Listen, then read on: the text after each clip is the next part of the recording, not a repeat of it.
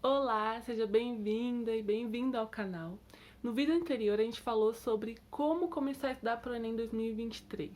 E nesse vídeo eu vou estar ajudando você com dicas, tá? De acordo com o seu nível, em como organizar a sua semana de estudo. Agora que você já decidiu que vai estudar para o Enem 2023, como que você vai organizar a sua semana, tá? Esse vídeo vai ser muito complemento do vídeo passado, assim, eu vou estar trazendo dicas de acordo com se você trabalha, se você tem o dia todo para estudar, de acordo com o seu nível de acertos, tá? Para tentar ajudar ao máximo essas rotinas variadas que eu sei que muitas pessoas que me seguem aqui, que assistem meus vídeos, têm uma rotina mais pesada, alguns têm uma rotina um pouco mais tranquila, conseguem só, digamos assim, estudar, tá? Então vamos lá. Antes de organizar a sua semana, você precisa pensar que essa semana que você vai organizar de estudo, ela precisa ter três coisas importantes. Sim, três coisas principais. A primeira coisa é a rotina do estudo, né? O momento que você vai estudar, vai se dedicar a matérias, né? A estudar, por exemplo, matemática, biologia, ou a estudar simulados, tá? Então, é um primeiro ponto, assim, que você sabe que você vai ter que incluir na rotina, é meio óbvio. O segundo ponto é um descanso ativo. Você não vai estar necessariamente estudando, tá? Estudando assim muito. Nossa, eu tô vendo matéria, tô vendo aula, fazendo questões. Mas você também não vai estar totalmente descansando, tá? Então eu chamo aqui de descanso ativo. E a terceira coisa é um descanso total. Agora sim é um descanso que você simplesmente esquece totalmente seus estudos, você não vai estar focado em estudar, é o momento que você está tirando para descansar totalmente. Então, são três coisas muito importantes. E um extra, um bônus assim, que eu incluiria na semana, eu estou incluindo para todos os meus mentorados, é uma revisão, uma forma de revisão com cards. Se você tiver já flashcards, se eu tiver adquirido meus flashcards na Hotmart, tá? Se você não adquiriu, vai ter novidade para fevereiro, então vamos aproveitar fevereiro, tá bom? Mas assim, seria um extra. Principalmente você precisa ter essa parte da programar, né, seus estudos, realmente o estudo, revisão de conteúdo, ou estudar pela primeira vez o conteúdo, um descanso ativo e o descanso. E agora vamos começar a detalhar esses três pontos. Como que você vai encaixar cada um desses pontos na sua rotina, na sua semana? Eu vou falar primeiro dos dois descansos, tá? O primeiro é o descanso ativo, que eu falei. Como que vai ser esse descanso ativo? Eu vou deixar aqui o link, tá? Na descrição desse vídeo, uma lista de sugestões minhas, tá? De documentários, coisas pra você assistir na Netflix, coisas pra você assistir no YouTube. Assim, é uma dica minha, você pode assistir o que você quiser, mas entenda a ideia por trás disso. A ideia é que você vai estar descansando, tá? É um momento assim, eu gosto de assistir série. Então, ao invés de assistir 3 episódios dessa série, assiste 2 e assiste uma dessas coisas aqui que eu coloquei na lista. Escolhe uma aleatória, assim. Eu escolhi um documentário que parece interessante, mas ele tem 1h30 e eu não tenho esse tempo. Então não vê 1h30, tá? Vê meia hora. O importante é, você escolhe um conteúdo pra você consumir, como se fosse um descanso, porque você não tá necessariamente pegando no papel, fazendo anotação, nem fazendo questões. Mas quando você estiver assistindo esse conteúdo, né, estiver trabalhando, pode ser um livro também, tá? Livros são muito bem-vindos. Eu quero que você pense, tira ali um segundo pra pensar.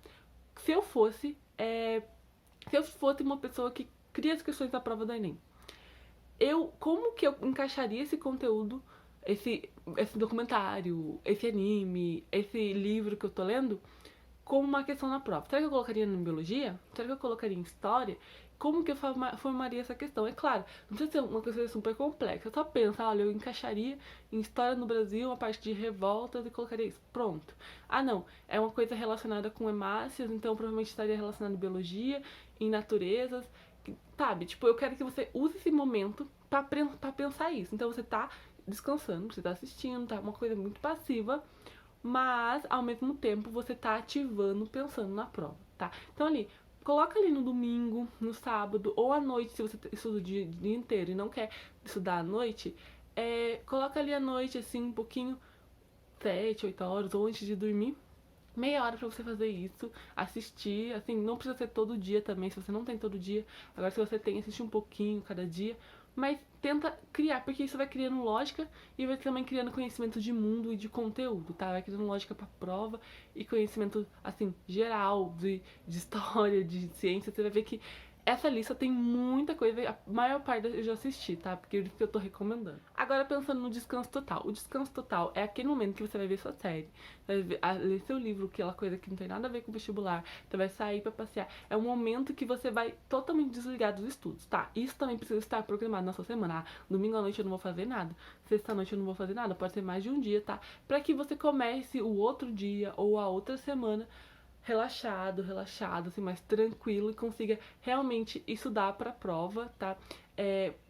Assim, realmente consumir conteúdo. Eu vou estudar matemática, eu tô realmente estudando matemática, tá? Então, a diferença entre descanso ativo e descanso total, digamos assim, é aquele momento que o ativo, você ainda tá pensando na prova, no vestibular que você vai fazer. No total, você não quer, eu quero que você simplesmente desligue do mundo. Bom, falado isso, explicado os dois descansos, agora eu vou falar um pouquinho sobre essa revisão de conteúdos. Como que eu encaixaria de acordo com o meu nível e de acordo com o tempo que eu tenho de estudos, assim, se eu trabalho, se eu tenho só um período, se eu tenho 2 períodos, ou se eu tenho os 3 períodos para estudar e quero estudar os 3 períodos, como que eu encaixaria e de acordo com o meu nível de acerto? Eu tô 120, eu tô mais de 120 acerto, eu tô menos, tá? Como que eu criaria essa rotina? Bom, primeiro, devido à prova do Enem 2022, que pegou muita gente de surpresa, e se você tá aqui nesse vídeo é porque você tá estudando para o Enem 2023 e não sem esperança de conseguir, assim, o mínimo de esperança só, de conseguir passar no Enem 2022, né, porque a prova pode não ter sido boa pra você, é isso que eu quero dizer, provavelmente você teve essa surpresa com a prova. Então eu recomendo pra todo mundo que tá assistindo esse vídeo, realmente estudar como se fosse do zero, tá? Revisão de conteúdo. É claro que cada pessoa vai fazer de acordo com o seu nível, que é o que eu vou falar aqui agora. Assim, como que eu recomendaria? Tem meu cronograma, tá? No link da descrição desse vídeo e também lá na bio do meu Instagram tem um cronograma que eu montei com todos os conteúdos que caem no Enem. Assim, você vai ver que tem gramática, tem umas coisas que parece que não caem no Enem, mas tá na matriz de referência e também, mesmo que não caia, geralmente pode te ajudar na lógica, assim, de resolução de questões. Então, se você não atingiu ainda o número de acertos que você precisa atingir, eu recomendaria que você pegasse esse cronograma pra começar a revisar desde o zero, ainda mais agora, pensando em janeiro. Mas como que você vai fazer isso desde o zero, tá? Você nunca vai começar uma coisa assim vendo aula. Não, você não vai começar um conteúdo vendo aula diretamente. Quero que você comece fazendo entre 3 a 5 questões. Eu recomendaria em torno de 5 questões ali, pra você avaliar o quanto você sabe desse conteúdo, tá? Como assim? Bom, se você acertar dessas 5 questões, eu não recomendaria que você fosse ver a aula. Eu recomendaria que você fizesse mais 10, 15 questões, tentando atingir ali uma meta de 70% de questões no mínimo, ou mais até, e daí marcaria esse conteúdo como revisado. Agora, se você acertar menos de, tipo assim, 3, acertar 2, então recomendaria que você ou visse a aula ou lesse um material em PDF ou um livro que explica esse conteúdo, tá? E daí sim fosse fazer 10 a 15 questões mirando os 70, mais de 70% de acertos. É assim que eu resumiria qualquer conteúdo que fosse estudar, tá? Independente do seu nível. Então, eu nunca estudei pro Enem. Faz 5 questões mesmo antes do conteúdo, mesmo que seja meio frustrante no início. Nossa, olha, eu tô fazendo as 5 questões. Eu separei 5 questões pra me fazer. Aí eu não sei nem começar a primeira. Claramente mostra que você não sabe esse conteúdo mesmo, então vamos ver a aula. Não, eu fiz as 5 questões achando que eu sabia tudo, mas acabei errando e acertei só 3 ou 2. Então, você precisa ver uma aula ou ver a teoria sobre para dar aprofundada. Principalmente se você tá acima de 35 acertos ali nas áreas do Enem e sente que sabe muita coisa, mas não avança. Então, vamos fazer esse filtro, porque se você tá mais de 35, você tem uma boa base em geral, mas com certeza tem conteúdo que tá faltando aprofundar. Então, para uma pessoa que tá a mais de 35 acertos, eu recomendaria fazer essas 5 questões e as outras 10 questões, buscando mais até de 80% de acertos naquela questão, naquele tema, tá? Assim, se você não conseguiu atingir isso, eu leria um pouco mais sobre o assunto, me aprofundaria um pouco, mas também não fica travado no assunto, porque não você tem um ano todo para estudar, tá? Não fluiu, vai pro próximo depois, quando você tiver tempo, você volta. Então, pensando assim, a ideia é que todo mundo, independente do seu nível, revise os conteúdos, mas com essa estratégia de sempre analisar primeiro se você precisa ou não ver aula. Se você está abaixo dos 120 acertos, provavelmente está faltando base em vários conteúdos, né? Então, provavelmente você vai ter que ver muita aula. Então, eu recomendaria, se você tem o dia todo para estudar, eu colocaria assim, uma matéria de exatas por período né? E no máximo 2 de humanas, assim, por exemplo, eu tenho a manhã e a tarde para estudar. Então eu colocaria, por exemplo, matemática de manhã e história e geografia à tarde. Eu recomendo muito estudar por metas, tá? Estudar por metas e não por horário. Eu vou estudar das 9 às 10 matemática, das 10 às 11 biologia. Não. Põe ali, se você tem dificuldade no dia 2 principalmente, tá? Coloca um período inteiro para esse conteúdo. Ah não, Cláudia, eu não tenho 2 períodos para estudar. Então, só que eu tenho esse nível ali abaixo de 120. Então, recomendaria que você colocasse primeiro as matérias, assim, nem que você precise sacrificar alguns conteúdos no primeiro momento. É aquele conteúdo, aquelas áreas que você tem mais dificuldade, que geralmente é o dia 2. Então, tem 5 dias na semana. A gente tem matemática, biologia, física e química. São 4. Eu recomendaria que você ou estudasse, por exemplo, comecei segunda matemática, terça física, quarta biologia e quinta química. Aí na sexta eu vou estudar também, vou estudar mais um pouquinho de matemática. Eu colocaria assim, e daí se você tiver tempo para estudar no final de semana, eu colocaria, por exemplo, sábado de manhã, história e geografia, e sábado à tarde, filosofia e sociologia, tá? Assim, num primeiro momento, e daí você encaixaria um pouco de redação, né? Porque daí matéria de humanas você consegue fazer mais rápido, ainda mais pensando em fazer filtrando por questões, encaixaria uma redação no domingo e uma linguagem, não, mas uma língua portuguesa, pensando no meu cronograma lá, uma literatura com português no domingo à tarde. Assim, quem quer estudar pro Enem e não, só tem, tipo, a noite pra estudar 2, 3 horinhas, infelizmente tem que começar a sacrificar um pouquinho no final de semana. Mas eu sacrificaria com matérias mais tranquilas, que eu diria humanas, tá? Então, assim, uma pessoa que tá abaixo dos 120 aceitos, eu organizaria a minha semana por períodos, colocando sempre que for matérias de exatas, assim, que são matérias mais difíceis, que geralmente o pessoal tem mais dificuldade, um período só para aquele conteúdo, e daí, pensando em humanos, eu colocaria uns 2 por período, assim, pra ficar mais tranquilo, tá? Eu levaria, assim, pelo menos até atingir uns 50% desses conteúdos que tem que revisar para aí começar a fazer simulados fracionados, bem fracionados mesmo. Pode ser tipo, não, eu tenho bastante tempo, eu vi todo o conteúdo, daí eu tenho domingo que eu quero começar a tentar explorar os simulados. Faz ali 20 questões de matemática, corrige bem. Daí na outra semana faz 20 questões de natureza, corrige bem, sabe? Faz picadinho, assim, mais tranquilo. Mas foca nessa revisão inicial pra não chegar na metade do ano e não saber no conteúdo que você precisava saber pra conseguir investir em simulados. Agora, se você é uma pessoa que tá ali em 120, 135 acertos, eu colocaria também, né, as matérias, como eu expliquei, sempre a matéria de exatas, um período mais pra ela e todo, assim, pra, tipo, 3 horas estudando matemática. Ela você não vai se render por 3 horas, tá? Mas tenta, se esforça ali, faz as pausas, estuda tranquilo, porque aquele período é pra você estudar matemática, tá? Mais de um conteúdo até às vezes. E continuaria colocando ali 1 ou 2 conteúdos de humanas nos outros períodos, tá? Vai depender também muito do seu cansaço, assim. Às vezes, dar 2 matérias por dia já é suficiente, por exemplo, uma de manhã e uma à tarde, tá tranquilo. Mas, se você tá entre 120 e 135 acertos, eu recomendaria demais colocando os simulados fracionados. Naquele esquema, assim, eu já me classificaria como preciso encaixar na minha semana simulados fracionados. Não preciso fazer novamente as 45 questões.